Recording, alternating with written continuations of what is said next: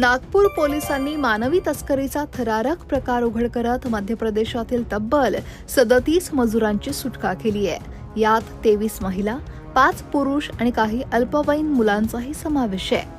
मजुरांना शिवणी इथं सोयाबीन कापणीसाठी नेलं जात असल्याचं सांगण्यात आलं, मात्र प्रत्यक्षात त्यांना ट्रकमध्ये कोंबून साताऱ्याकडे घेऊन जात होते। सब कॉन्ट्रॅक्टरनं मजुरांकडून सोडवण्यासाठी तब्बल 50,000 रुपये उकळले होते। या प्रवासादरम्यान मजुरांनी जाण्यास नकार दिला आणि विरोधही केला। त्याच वेळी एका मुलानं धाडस दाखवत लपवून ठेवलेल्या मोबाईलवरून 112 वर फोन केला आणि संपूर्ण माहिती पोलिसांना दिली। ही माहिती मिळताच नागपूरचे पोलीस आयुक्त रवींद्र कुमार संगल यांनी वाशिम एसपींना तातडीनं कळवलं आणि पोलिसांनी तडाखेबाज कारवाई करत सर्व मजुरांची सुटका करून त्यांना नागपूरला आणलं। आता त्यांना त्यांच्या मूळ गावी पाठवण्यात येत आहे।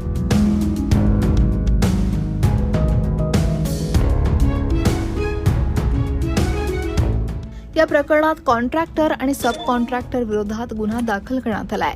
त्यांचा शोध सुरू आहे। हा गंभीर गुन्हा आहे आणि मानवी तस्करी विरोधात मोठी कारवाई सुरू करण्यात आली आहे, असं पोलीस आयुक्त रवींद्र संगल यांनी स्पष्ट केलं। याशिवाय जे काल एक इन्सिडेंट घडला, याच्यात आमच्याकडे एक फोन आला की काही लोकांना ह्युमन ट्रॅफिकिंग मध्ये घेऊन जात आहे एक कॉन्ट्रॅक्टर, आणि ती माहिती मिळाल्यानंतर आम्ही SP वाशिम यांच्याशी बोललो।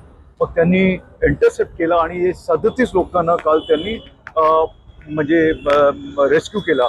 आणि त्याच्यात हे जे 37 लोक आहे, याच्यात 23 महिला आहे आणि 5 पुरुष आहे, 5 मायनर बॉयज आहे आणि 4 मायनर गर्ल्स आहे। यांना असं सांगण्यात आला होता की संसर म्हणून एक जागा आहे, तिथे तुम्हाला यायचं आहे आणि तिथे सोयाबीन जे आहे ते कापायचे आहे आणि त्याचे पैसे तुम्हाला मिळतील। हे न करता जे जो कॉन्ट्रॅक्टर त्यांनी सब कॉन्ट्रॅक्टरला ह्या लोकांना दिला आणि तो त्यांना सांगितलं की आम्ही तुम्हाला सातारा घेऊन जाणार आहे, कारण संसरचं जे काम होता तो संपलेला आहे। मग त्यांना ज्या वेळेस घेऊन जात होता, एक जो मायनर होता त्याच्याकडे मोबाईल फोन होता, त्यांनी लपवून ठेवला होता आणि त्यांनी त्यावेळेस सांगितलं की आम्हाला तिथे जायचं नाही आहे आणि सिक्रेटली त्यांनी 112 वर फोन केला आणि त्या मार्फतीने NGOs पर्यंत ते पोहोचले। NGOनी आम्हाला कॉन्टॅक्ट केला आणि त्याचे नंतर त्यांना रेस्क्यू करण्यात आला। जे वाशिमवरून त्यांना इथे पाठवण्यात आलेलं आहे। एक टेम्पो जो होता त्यांनी स्वतः केला होता, एक आमचे SP वाशिम त्यांनी केला आणि मग इथे आल्यानंतर यांना इथे परत आल्यानंतर जो सब कॉन्ट्रॅक्टर होता त्यांनी सांगितलं की तुम्ही मला 1 लाख रुपये द्या, मग मी तुम्हाला सोडणार आहे। यांच्याकडे काहीच नव्हतं। मग त्यांनी हे जे पैसे आपले नातेवाईकांना, जे 4 गाव आहेत तिथे सांगितलं, त्यांनी ऑनलाईन पैसे इथे दिले आणि त्यांनी 57,000 रुपये घेतले।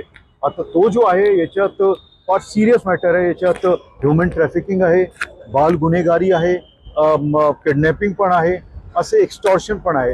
हे सगळे सेक्शन आम्ही आता लावणार आहे आणि जो लोक याच्यात इन्व्हॉल्ड आहे ह्युमन ट्रॅफिकिंगमध्ये, त्यांच्या विरुद्ध आम्ही कडक ॲक्शन घेणार आहे, त्यांना अटक करणार आहे आणि पुढची कारवाई आमची चालू राहील। त्यांची आयडेंटिटी काही कळली आहे का, कोण लोक आहेत ते? अगदी बरोबर आहे, त्यांचे नंबर्स आहे आणि ते लोक आहेत तेही कळलेलं आहे आणि त्यांचे जे त्यांना पुढची कारवाई आमची सध्या चालू आहे। एका धाडसी मुलाच्या एका फोन कॉलनं 37 जीव वाचवले आणि पोलिसांनी मानवी तस्करीच्या मोठ्या रॅकेटचाही पर्दाफाश केला। नागपूरहून क्षितिजा देशमुखसह ब्युरो रिपोर्ट, लोकमत.com।